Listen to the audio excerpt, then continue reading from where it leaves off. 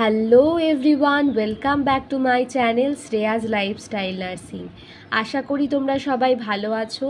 তো প্রায় অনেক দিন হয়ে গেল আমি কিন্তু তোমাদেরকে একদমই রেগুলার ভিডিও আপডেট দেওয়ার সময় পাইনি। তো মাঝখানে হুট করে শরীর খারাপ, তারপরে ডিউটি, তো সমস্ত কিছু মাঝখানে একদমই সময় ম্যানেজ করতে পারিনি এবং তার জন্যই ভিডিও বানানোও হয়নি, এডিটও করা হয়নি। তো চেষ্টা করব এখন থেকে রেগুলার ভিডিও দেওয়ার। আর আজকের ভিডিওটা তোমাদের রিকোয়েস্টেই করা, কারণ অনেকে জিজ্ঞাসা করছো কমেন্টে যে 2025-এ কি সত্যি আর এএনএম জিএনএম পরীক্ষা হবে না। তো তোমরা যারা প্রিপারেশান নিচ্ছ বা অলরেডি যাদের প্রিপারেশান কমপ্লিট এবং যারা অধীর আগ্রহে বসে রয়েছো যে 2025-এ কবে ফর্ম ফিল আপ শুরু হবে, তো তাদের জন্যই ভিডিওটা করা। তো আশা করি আজকের ভিডিওটা দেখলে কিন্তু একটু হলেও তোমরা স্বস্তি পাবে, একটু হলেও তোমাদের ভালো লাগবে এবং কিছু ইনফরমেশান তোমরা কিন্তু জানতে পারবে। এছাড়াও অনেকে তোমরা কমেন্টে আমাকে জিজ্ঞাসা করছো যে 2025-এ এএনএমদের পোস্টিংটা কবে হবে। এত দিন অপেক্ষা করার পর কি এই বছর সত্যি আর তাদের পোস্টিংটা দেবে না? তো এটাও তোমরা জিজ্ঞাসা করছো। তো সমস্ত কিছু নিয়ে কিন্তু আজকে তোমাদেরকে বলবো। তো তাই বলবো ভিডিওটা স্কিপ না করে কিন্তু পুরোটা দেখবে। তো চলো শুরু করি। তো ভিডিও শুরু করার আগেই বলি, এটা সম্পূর্ণ কিন্তু আমার মতামত। আমি যেটুকুটা জানি বা আমার কাছে যেটুকুটা খবর রয়েছে সেইখান থেকে তোমাদেরকে কিন্তু ইনফরমেশানগুলো দিচ্ছি।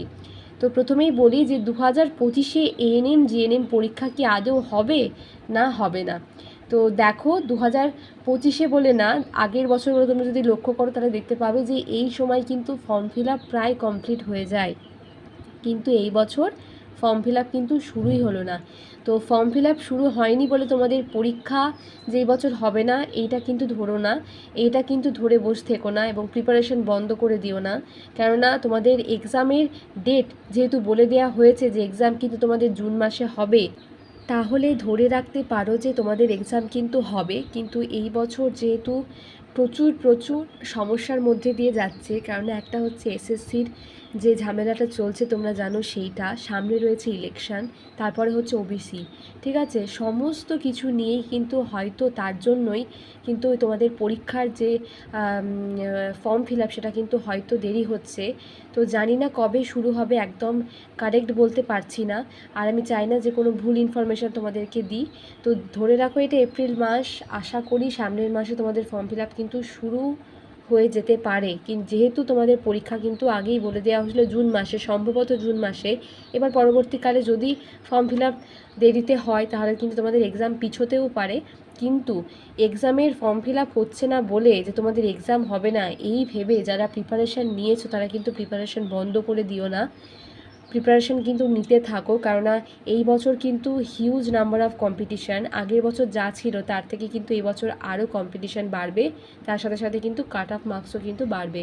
তো সেই জন্যই বলছি, যারা আমাকে এতদিন ধরে জিজ্ঞাসা করছো কমেন্টে, আমি তাদেরকে রিপ্লাই দিতে পারিনি, তাদেরকে বলছি যে যারা প্রিপারেশান নিচ্ছ তারা কিন্তু তাদের প্রিপারেশানটা চালিয়ে যাও। আজকেই হয়নি ফর্ম ফিল আপ, এখন দেরি হচ্ছে, হয়তো এই মাসটা হবে না, সামনের মাসে গিয়ে ঠিকই ফর্ম ফিল আপ হবে এবং কিন্তু এক্সামও কিন্তু তোমাদের হবে।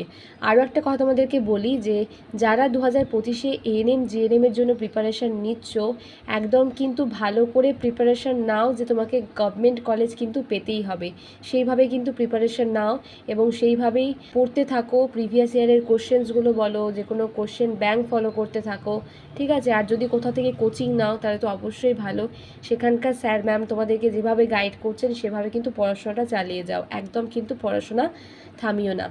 আরও একটা জিনিস যেটা অনেকেই আমাকে জিজ্ঞাসা করছো তোমরা, যে 2025-এ এএনএমের পোস্টিংটা কবে দেবে। তো তোমাদেরকে বলি যে যারা এএনএম কমপ্লিট করে বসে রয়েছো, তোমরা একবার শুধু জিএনএম স্টুডেন্টদের কথাটা ভাবো বা আমাদের কথাটা ভাবো, যে আমাদের আগের ব্যাচ যারা আমাদের থেকে অলরেডি 2 বছর বসে রয়েছে, তারপরে আমরা যারা 1 বছর বসে থাকলাম, তারা যদি এতদিন ধরে বসে থাকতে পারি তাহলে তোমাদের তো সবে 6 মাসও মনে হয়নি, তাহলে তোমরা 6 মাস বসে থাকতে পারবে না। তো একটু ধৈর্য ধরো, যেখানে তোমাদের চাকরি তো একদম কনফার্ম যে তোমরা গভর্নমেন্ট জবটা পাবেই, আজ না হয় কাল তোমরা গভর্নমেন্ট জবটা পাবেই। তো একটু ধৈর্য ধরে রাখো।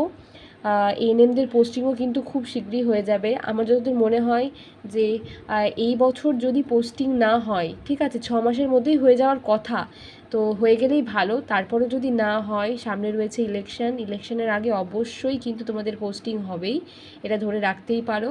আর যে সময়টা এখন পাচ্ছ পোস্টিং হচ্ছে না, এই সময়টা একটু মজা করে নাও, কারণ তারপরে চাকরি জীবন শুরু হলে কিন্তু শুধু ডিউটি, আরও অনেক কাজ, তখন হয়তো লাইফটা অন্যরকম হবে। এখনকার লাইফটা অন্যরকম, কোনো প্রেশার নেই, হেডেক নেই।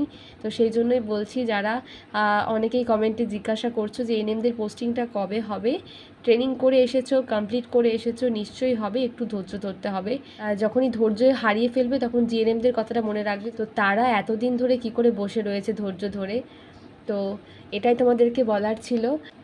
আরও একটা কথা তোমাদেরকে বলি, অনেকেই তোমরা আমাকে জিজ্ঞাসা করছো যে বর্তমানে নার্সিংয়ের অবস্থা কী, বর্তমানে নার্সিংয়ের সিচুয়েশান কী। তো দেখো, তোমাদেরকে বলি, অন্যান্য লাইনে চাকরির যা অবস্থা, এই লাইনটা আগে কিন্তু ভালো ছিল, জব হতো, খুব ভালো ছিল, তুমি ট্রেনিং করে আসলে একটা ভালো জায়গায় জব পেতে, গভর্নমেন্ট জব পেতে। কিন্তু আস্তে আস্তে যত সময় যাচ্ছে না, এই লাইনটাও আস্তে আস্তে সে অন্যান্য ফিল্ডের মতনই কিন্তু হয়ে যাচ্ছে, যেখানে স্টুডেন্ট পাস আউট করে বসে থাকছে অনেক, কিন্তু চাকরি বাকরি একদমই কিন্তু হচ্ছে না, যেহেতু প্রতি বছর রিক্রুটমেন্ট নেই। তো যারা জিজ্ঞাসা করছিলে যে নার্সিংয়ের অবস্থা কী, তাদেরকে বলবো যে নার্সিংয়ের সিচুয়েশান এখন আস্তে আস্তে অন্যান্য আমাদের কি বলবো, টিচিং লাইনের যে সিচুয়েশান আস্তে আস্তে সেরকমই হয়ে যাচ্ছে, কারণ এত সংখ্যক স্টুডেন্ট, তো জব, তারপরে হচ্ছে প্রতি বছর জব হচ্ছে না। তো সেই জন্য আস্তে আস্তে বলতে পারো অন্যান্য লাইনের মতোই কিন্তু বেকারত্ব বেড়েই চলেছে, এই লাইনেও বেকারত্ব বেড়ে চলেছে। তো আশা করি তোমরা যারা আমাকে যেটুকুটা জিজ্ঞাসা করেছিলে আমি তাদের রিপ্লাইটা দিতে পেরেছি। আর এটা তোমাদেরকে বলে রাখি যে 2025-এ কিন্তু এনএম জিএনএম এন্ট্রান্স হবে, তো প্রিপারেশন কিন্তু চালিয়ে যাও। এই ভেবে বা লোকের কথা শুনে যে পরীক্ষা হবে না, ফর্ম ফিল আপ হয়নি মানে কোনো এক্সাম হবে না, এই সমস্ত কথা শুনে একদম কিন্তু কান দেবে না, বা কথা শুনে কিন্তু ভেঙে পড়বে না, প্রিপারেশন কিন্তু চালিয়ে যাও। আর চেষ্টা করব এখন থেকে তোমাদেরকে রেগুলার ভিডিও দেওয়ার, তো জানি না কতটা কি পারবো, কিন্তু তবে অবশ্যই চেষ্টা করব। ভিডিওটা যদি ভালো লেগে থাকে তোমাদের, পারলে প্রচুর শেয়ার করে দিও। আর যদি কোথাও কোনো ডাউট থাকে বা কোথাও কোনো কিছু জানার থাকে, আমাকে কমেন্ট সেকশনে কমেন্ট করতে পারো, আমি চেষ্টা করব তোমাদের কমেন্টের রিপ্লাই দেওয়ার। সবাই সুস্থ থেকো, সাবধানে থেকো, ভালো থেকো। খুব শীঘ্রই দেখা হবে তোমাদের সাথে পরের কোনো ভিডিওতে। টাটা।